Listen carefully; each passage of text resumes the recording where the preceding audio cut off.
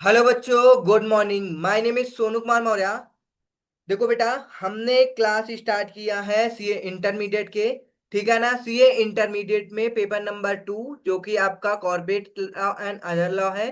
ठीक है। इसमें हमने सबसे पहले आपका एलएलबी कंप्लीट करा दिया है। उसके बाद आपका chapter number 2 incorporation of a company, जो कि आपका इनकॉर्पोरेशन ऑफ अ कंपनी का सारा कंसेप्ट हमने बता दिया है। अब आपका उसके बाद हमने बताया सेक्शन 8। अब हम सेक्शन 9 के बारे में पढ़ेंगे। ठीक है ना। तो आई होप आप सबने ये सारा सब कुछ जो भी हमने टॉपिक पढ़ा दिया है कंप्लीट कर लिए होंगे। चलो, तो अब हम लोग सेक्शन 9 देखेंगे, effect of registration. Section 9 of the act provide the for the effect of registration. कह रहा है सेक्शन 9 कह रहा है, एक्ट प्रोवाइड कर रहा है for the effect of registration of company. It state from the date of incorporation. मतलब कि जैसे ही आपकी कंपनी क्या हो जाती है, इनकॉर्पोरेट हो जाती है, specified in certificate of incorporation, और आपका सिन नंबर आ जाता है। ठीक है ना। सर्टिफिकेट ऑफ इनकॉर्पोरेशन हो जाता है, the subscriber to the memorandum and all other person. मतलब कि जो आपके कंपनी के सब्सक्राइबर हैं या फिर और अदर पर्सन हैं, वो सारे के सारे कंपनी के क्या बन जाते हैं, मेंबर बन जाते हैं। ठीक है ना। आप सच कंपनी और कंपनी आपकी क्या बन जाती है, बॉडी कॉर्पोरेट बन जाती है। ठीक है। जैसे ही कंपनी को आप इनकॉर्पोरेट कराते हैं, आपका इनकॉर्पोरेशन सर्टिफिकेट आ जाता है। सारे के सारे सब्सक्राइबर या फिर जो डायरेक्टर हैं, ये सारे के सारे आपके कंपनी के मेंबर बन जाते हैं, और आपकी कंपनी क्या बन जाती है, बॉडी कॉर्पोरेट बन जाती है। ठीक है ना। बॉडी कॉर्पोरेट के मतलब हमने बताया था।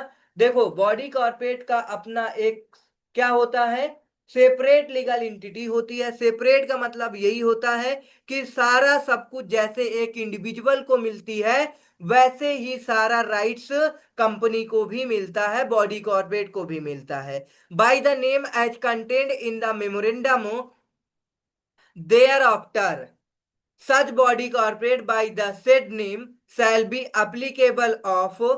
अब उस कंपनी, उस बॉडी कॉर्पोरेट को जिस नाम से आपने अपनी कंपनी स्टार्ट किया है, भाई एमओए के अंदर बताया होगा कि आपकी ये कंपनी का नाम है। ठीक है ना।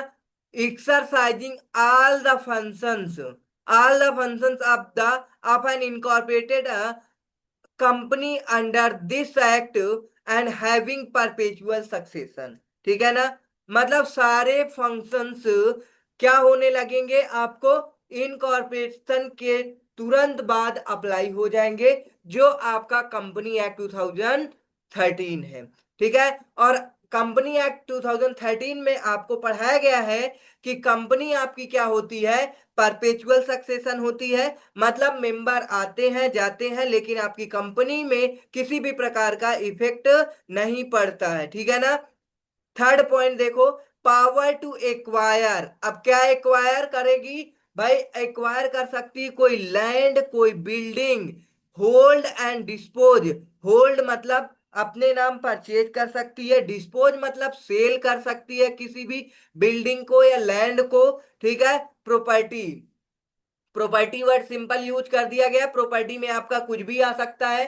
ठीक है ना। Both movable and immovable. Movable मतलब लैंड एंड बिल्डिंग, इमूवेबल आप जानते हो प्लांट एंड मशीनरी, सारा सब कुछ कंपनी की होती है। ठीक है। Tangible and intangible. टेंजिबल अभी हमने जो बताया, बिल्डिंग लैंड जिसे आप क्या कर सकते हो, टच कर सकते हो। फर्नीचर हो गया, मशीनरी हो गई, प्लांट हो गया। अब आपका इनटेंजिबल, आपकी कंपनी की क्या होगा, एक क्या होगा, ट्रेडमार्क होगा, पेटेंट होगा अगर होना होगा तो। और आपका क्या हो सकता है, गुडविल होगा। कंपनी की क्या होती है, गुडविल होती है। तो ये सारे के सारे असेट हैं जो कि इंटेंजिबल असेट होते हैं। आगे देखो D point, to contract and sue and be sued. मतलब कि आप कहीं भी किसी भी से कंट्रैक्ट कर सकते हैं। मतलब कंपनी आपकी जो भी है, आपकी कंपनी जैसे कोई इंडिविजुअल पर्सन है, कोई भी कॉन्ट्रैक्ट कर सकता है सेल के पर्पज से, परचेज के पर्पज से। तो वैसे ही ये कंपनी भी क्या कर सकती है, कॉन्ट्रैक्ट कर सकती है सेल से रिलेटेड या परचेज से रिलेटेड या फिर एनी अदर से रिलेटेड, ठीक है ना। अगर सर्विस प्रोवाइड करना होगा तो सर्विस से रिलेटेड होगा, ठीक है ना। चलो अब बात को समझो। अगर आपके भाई कॉन्ट्रैक्ट के बीच किसी भी प्रकार का डिस्प्यूट भी हो सकता है, डिस्प्यूट होता है तो आपस में इंडिविजुअल क्या करते हैं, एक दूसरे के ऊपर केस करते हैं। वैसे ही जब कंपनी क्या करेगी, किसी से कॉन्ट्रैक्ट करेगी और उनके भी डिस्प्यूट होगा तो कंपनी उस पे सू कर सकती है, और वो जो अगला पर्सन है वो भी सू कर सकता है ना, बीइंग सूड। चलो, तो अब आपको सेक्शन 9 समझ में आया। Effect of registration, section 9। आपका कंपनी जब क्या हो जाती है, रजिस्टर हो जाती है, तो क्या इफेक्ट होता है। ओके, चलो अब समरी देख लो। समरी क्या है, सब्सक्राइबर क्या बन जाते हैं, मेंबर बन जाते हैं, ठीक है ना। ये देखो, subscriber to memorandum and all other person who may from the form, मतलब जो फॉर्म करते हैं कंपनी को, time to time become member of the company. जैसे ही आपकी कंपनी क्या होती है, इनकॉर्पोरेट हो जाती है, आप कंपनी के मेंबर बन जाते हो, ठीक है ना। रजिस्ट्रेशन सर्टिफिकेट आ जाता है, from the date of incorporation specified in the certificate of incorporation become the body corporate। आपकी कंपनी क्या बन जाती है, बॉडी कॉर्पोरेट बन जाती है, ठीक है ना। Specified in the certificate of incorporation, जैसे ही सिन नंबर आएगा, सर्टिफिकेट ऑफ इनकॉर्पोरेशन आ जाता है, वैसे ही आपकी कंपनी बन जाती है body corporate. Become a body corporate bye the name specified in memorandum. अब जो भी नेम, मान लो आपने, आप क्या नाम एबीसी लिमिटेड रखा है, एबीसी लिमिटेड के नाम से जानी जाएगी इस कंपनी को, एक्स वाई जेड लिमिटेड, ठीक है ना, प्राइवेट लिमिटेड, प्राइवेट लिमिटेड, जो भी कंपनी होगी जिस नेचर की, अंडर सेड नेम। अब क्या है, exercising all the functions of the incorporated company. मतलब जो भी इस एक्ट के अंदर क्या है, फंक्शन दिए हुए हैं कंपनी से रिलेटेड, वो सारे के सारे फंक्शंस को एक्सरसाइज कर सकती है कंपनी। ओके, पावर क्या है, एक्वायर कर सकती है किसी भी प्रकार की प्रॉपर्टी को, होल्ड एंड डिस्पोज कर सकती है, वो चाहे आपकी मूवेबल हो, इमूवेबल हो, टेंजिबल हो, इंटेंजिबल हो। कॉन्ट्रैक्ट कर सकती है टू सू, बी सूड, ठीक है ना, हैविंग परपेचुअल सक्सेशन। ये सारा सब कुछ आपकी कंपनी, मतलब जैसे ही आपकी बॉडी कॉर्पोरेट, मतलब कि आप अपनी कंपनी को इनकॉर्पोरेट कराते हैं, इनकॉर्पोरेट कराते ही ये सारे के सारे आपके पावर्स हो जाते हैं कंपनी के, ठीक है ना, कंपनी के पास पावर आ जाती है। चलो, memorandum of association, MOA, section 4। अब आप जानते हो ये मेमोरेंडम क्या होता है। जब आप कंपनी इनकॉर्पोरेट करते हो तो आपको एमओए एक डॉक्यूमेंट होता है, जिसे आपको ड्राफ्ट करके क्या किया जाता है, एप्लीकेशन के साथ सबमिट किया जाता है, ठीक है ना। बात समझ रहे हैं, एमओए एओए दोनों को सबमिट किया जाता है, ठीक है। तो अभी हम लोग एमओए पढ़ रहे हैं सेक्शन 4 के बारे में। तो अब एमओए के बारे में जानेंगे, हमने अभी तक कुछ नहीं बताया, थोड़ा से बताए थे। अब हम लोग डिटेल्स में एमओए के बारे में जानेंगे, एमओए के अंदर क्या क्या कंटेंट होते हैं, ठीक है ना, वो सारा सब कुछ। चलो, कह रहा है memorandum of association is the fundamental document for the formation of the company. मतलब कंपनी को फॉर्मेशन, मतलब इनकॉर्पोरेट कराते वक्त आपको ये एक फंडामेंटल डॉक्यूमेंट्स है, hence considered as its chartered. Charter होती है ये कंपनी का, इसे क्या कहते हैं, चार्टर कहते हैं, याद रखना, ठीक है ना, चार्टर। कॉन्स्टिट्यूशन भी बोलते हैं, क्या बोलते हैं, कॉन्स्टिट्यूशन। आप जानते हो कॉन्स्टिट्यूशन ऑफ इंडिया, इसके अकॉर्डिंग सारे सब कुछ, अगर कॉन्स्टिट्यूशन में कोई प्रोविजन लिखा है, मान लो टैक्स से रिलेटेड, तभी आप उस पे टैक्स लगा सकते हो। अगर कॉन्स्टिट्यूशन में नहीं लिखा तो आप टैक्स नहीं लगा सकते हो, आपके पास पावर नहीं है। तो वही है, कंपनी का कॉन्स्टिट्यूशन एमओए है, एमओए के अंदर सारा सब कुछ लिखा रहता है। अगर आप एमओए के अकॉर्डिंग काम नहीं करोगे तो फिर दिक्कत हो जाएगी, ठीक है ना। बात आई समझ में। कॉन्स्टिट्यूशन ऑफ इंडिया आप जानते हो भाई, कॉन्स्टिट्यूशन ऑफ इंडिया के अंदर पूरी लिस्ट बनी होती है कि किस पे कितना टैक्स लगना है, ठीक है, कौन गवर्नमेंट लगा सकती है, अब इससे हटके किसी भी प्रकार का टैक्स गवर्नमेंट नहीं लगा सकती, ठीक है ना। जैसे अब मान लो कोई भी अपने पीएम चेंज होते हैं, भाई कोई भी पीएम चेंज होकर आया, कल के आके बोल रहा है आप रोड पे चलोगे तो आपको टैक्स देना पड़ेगा। ऐसा थोड़ी है, कॉन्स्टिट्यूशन ऑफ इंडिया में लिखा होना चाहिए कि आपको क्या है, किस पे टैक्स लगाना है, किस पे टैक्स नहीं लगाना है। ओके, तो वैसे ही आपकी कंपनी में आपको क्या करना है क्या नहीं करना है आपका एमओए बताएगा, ठीक है ना। चलो, एमओए फंडामेंटल डॉक्यूमेंट्स होता है, ये चार्टर है, क्या है, चार्टर, याद रखना। A memorandum define the relationship of the company with outsiders, मतलब कि कंपनी के बीच रिलेशन, आउटसाइडर के बीच रिलेशन एमओए बताता है, ठीक है ना। Because it enables all those who deals with the company. देखो, अगर आप कंपनी से डील करते हो, सपोज आप किसी कंपनी से डील कर रहे हो, ठीक है ना, मान लो उस कंपनी से आपको क्या करना है, कॉन्ट्रैक्ट करना है, तो सबसे पहले आपको क्या पढ़ना पड़ेगा, कंपनी का एमओए पढ़ना पड़ेगा। एमओए पढ़ो, उस कंपनी के बारे में जानकारी लो, सारा सब कुछ। अगर आपने एमओए नहीं पढ़ा, ठीक है ना, तो उस केस में आप ये एक्सक्यूज नहीं दे सकते हैं कि हमें इसके बारे में नहीं पता था, ठीक है ना। एमओए पब्लिक डॉक्यूमेंट है। अगर मान लो हमारी कंपनी है जैसे ABC limited, ABC limited company है, अब हमारे कंपनी में कोई भी पर्सन कॉन्ट्रैक्ट करने आएगा, तो हम ये मान लेंगे कि हमारा पब्लिक डॉक्यूमेंट एमओए पढ़कर आ रहा है, इसको हमारे कंपनी के बारे में सब कुछ पता है, ठीक है ना। अगर वो नहीं पढ़ के आएगा तो वो रिस्पॉन्सिबल होगा। हम तो ये डीम्ड कर लेंगे कि कंपनी का एमओए, जो हमारा आउटसाइडर हमारे साथ कॉन्ट्रैक्ट करने आ रहा है, वो एमओए पढ़कर आ रहा है। तो चलो, ये एमओए क्या बताता है, डिफाइन करता है the relationship of the company with outsider, because it enables all those who deals with the company to no.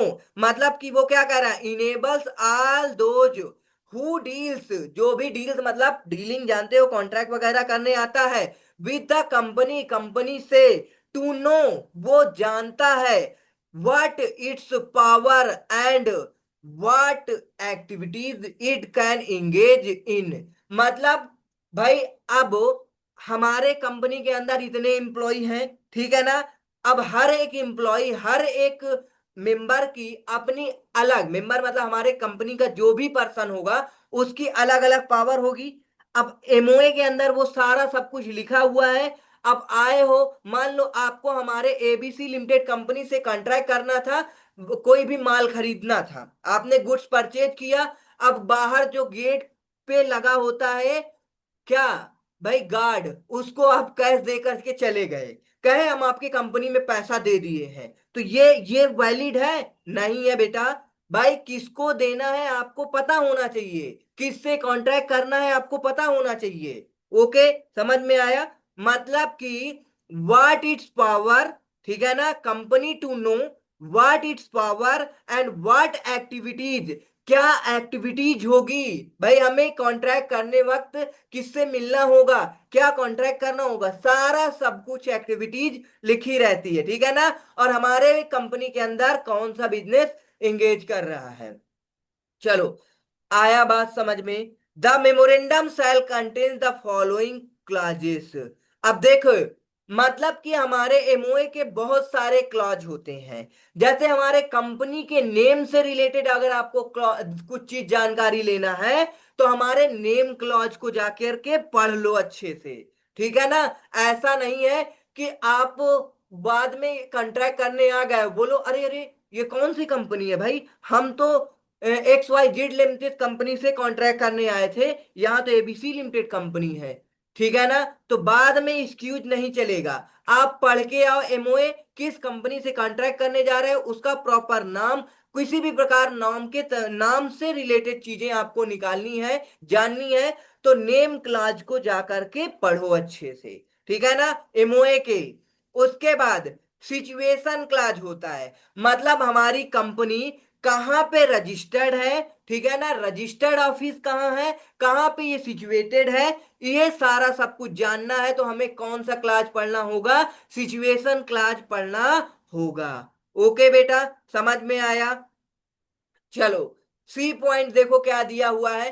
C point में आपको ऑब्जेक्ट क्लॉज है। ऑब्जेक्ट क्लॉज का मतलब क्या होता है, हमारी कंपनी का क्या ऑब्जेक्टिव है, ठीक है ना, ऑब्जेक्ट क्लॉज में लिखा होगा, ठीक है ना। हमारी कंपनी का ऑब्जेक्टिव ये है कि हमें सीए प्रोड्यूस करना है, मतलब कि हमें ज्यादातर लोगों को पढ़ाना है और सीए बनाना है, ठीक है, ये हमारा ऑब्जेक्टिव है। मान लो कि कोई पर्सन, भाई कोई दूसरी कंपनी है, जो कंपनी का कोई अलग से प्रोडक्ट से रिलेटेड होगा, ठीक है ना, प्रोडक्ट भाई कैसा प्रोडक्ट है, उस प्रोडक्ट का क्या ऑब्जेक्ट है, ठीक है ना। ऑब्जेक्ट मतलब ऐसा तो नहीं है कि भाई ऐसा प्रोडक्ट है जिससे पब्लिक को क्या पहुंच रहा है, पब्लिक को हार्म पहुंच रहा है, ठीक है ना। ये सारा कंपनी के ऑब्जेक्ट के बारे में अगर आपको जानना है तो ऑब्जेक्ट क्लास को पढ़ना पड़ेगा, ठीक है ना।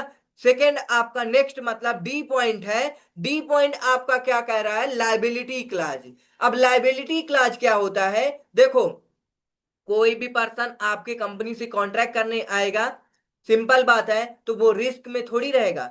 वो देखेगा भाई कंपनी की लायबिलिटी लिमिटेड है या अनलिमिटेड है, क्या है, ठीक है ना।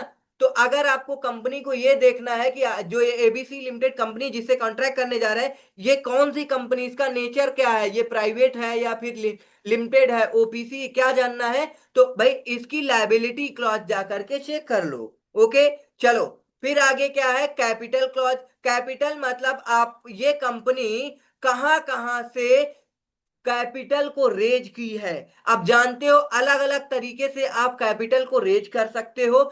इक्विटी शेयर की इश्यू करके कैपिटल को रेज कर सकते हो, ठीक है ना। डेट लेकर के यूज कर सकते हो, ठीक है, डेट मतलब लोन वगैरह ले सकते हो, ठीक है। प्रीफरेंस शेयर इशू करके आप क्या कर सकते हो, अपने कैपिटल को रेज कर सकते हो।